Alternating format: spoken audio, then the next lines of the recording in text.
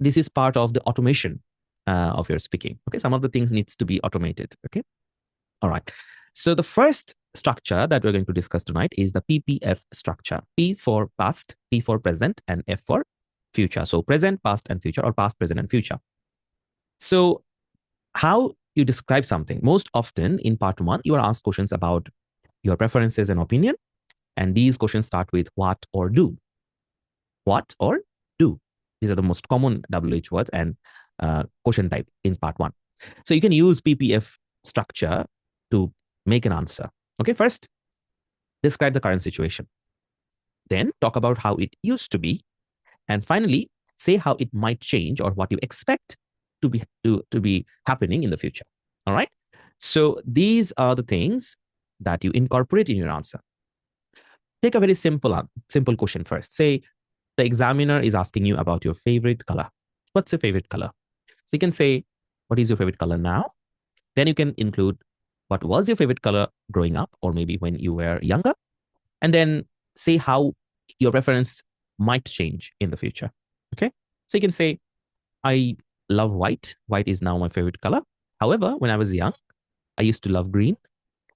I think with age, our preferences change, and maybe in the future, I will prefer a different color, most probably light blue.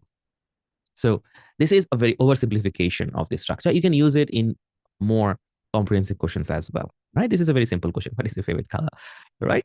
So just to practice, you can use this kind of short, simple questions and make answers using PPF. So present, what is it now? Then past, what was my opinion or my preferences in the past, and how it might change in the future. Okay, so these are mechanisms to automate your answers, automate your speaking so that you feel less stressed, but you have to use them regularly. Just knowing about these structures won't improve your speaking unless you practice and use it and make it a habit. Okay, for example, when you say, for example, walking down the street and you bump into somebody, you say, I'm sorry, or excuse me. Do you need to think about it? যখন কারোর সাথে ধাক্কা লাগে রাস্তায় হাঁটতে গিয়ে, তখন automatically আমাদের মুখ দিয়ে চলে আসে না থ্যাংক ইউ, সরি অথবা এক্সকিউজ মি চলে আসে না, অথবা কেউ যদি কিছু দেয় অটোমেটিক্যালি থ্যাংক ইউ চলে আসে না? তো তখন আমাদের ভাবতে হয় যে আমি কি থ্যাংক ইউ বলবো নাকি সরি বলবো না এক্সকিউজ মি বলবো, আমাদের ভাবতে হয় না। এটা একটা অটোমেটিক রেসপন্সের মতো হয়ে যায়, তাই না? চলে আসে। সো এইভাবে আমাদের এই স্ট্রাকচারগুলোকেও একেবারে অটোমেটিক বানিয়ে ফেলতে হবে, যেন এটা আমার জন্য আলাদা করে ভাবতে না হয়। I won't use any of my faculty thinking about this structures in the exam centre, right? That's why আমাদেরকে রেগুলার ভিডিও প্রেজেন্টেশন দিতে হবে, রেগুলার মক টেস্টে পারফর্ম করতে হবে, এবং বাসায় নিজে নিজে প্র্যাকটিস করতে হবে। অলরাইট? নাও, PPF স্ট্রাকচারের কিছু বেনিফিট আছে। For example, it shows a good control of verb or tenses. So the examiner can automatically understand that you can use different types of tense, present tense, past tense, future tense. So it helps you improve your grammatical range, right? And gets you a bit more score in that criteria. It gives your answer more depth and structure, automatic structure.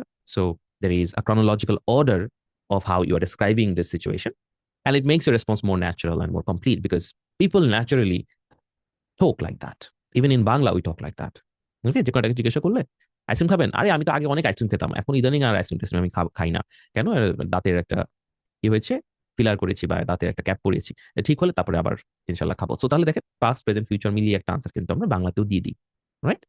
Sample যদি আমরা কিছু answer দেখি, for example প্রশ্ন করা হলো, do you enjoy reading books? Yes, I really enjoy reading books, specially fiction and biographies. I try to read for at least 30 minutes every evening.